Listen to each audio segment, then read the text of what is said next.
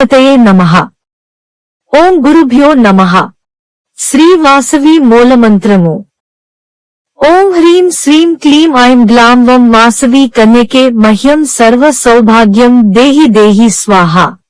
ఓం కుసుమ పుత్రీ చ విద్మహే కన్యకుమారి ధీమహి తన్నో వాసవి ప్రచోదయాత్.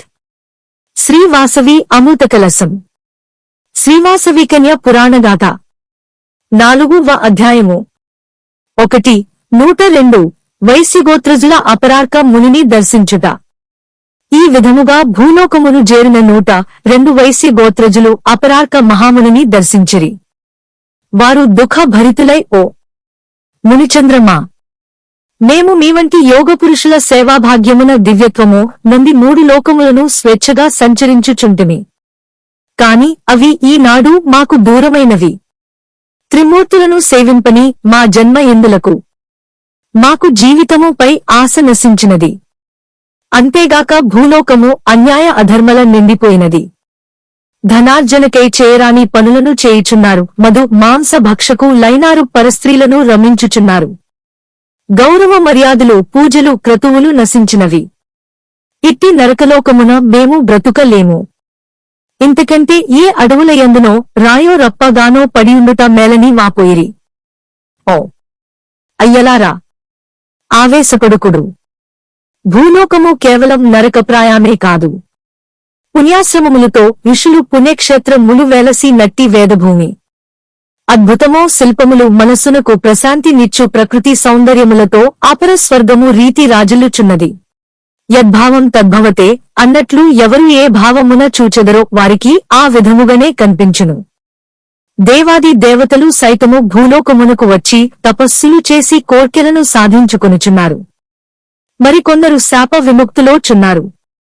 అంతవరకు ఎందులకు హరిహర బ్రహ్మాదులు వివిధ అవతారములను ఎత్తి ఈ భూమి కేతించి దుష్ట శిక్షణ శిష్టరక్షణ గావించినారు. వారిని మీరు ఆదర్శముగా తీసుకుని చరించవలయును.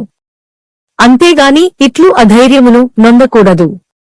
పాలిటికి వచ్చిన దానిని పరమాన్నముగా స్వీకరింపుడు. అపరార్క మహాముని మాటలు వైశ్యులకు గ్రీష్మ తాపమును చల్లార్చు మలయ మారుతములు కాగా వారందరూ కొంత స్వస్థత నుండి ఇట్లనిరి. మహాత్మా, మీరు సత్యమును వచించితిరి. కర్మ బలీయము. దీనిని అనుభవింపవలసినదే. మరి మేము ఈ కర్మను బాపుకొనుట ఎట్లు?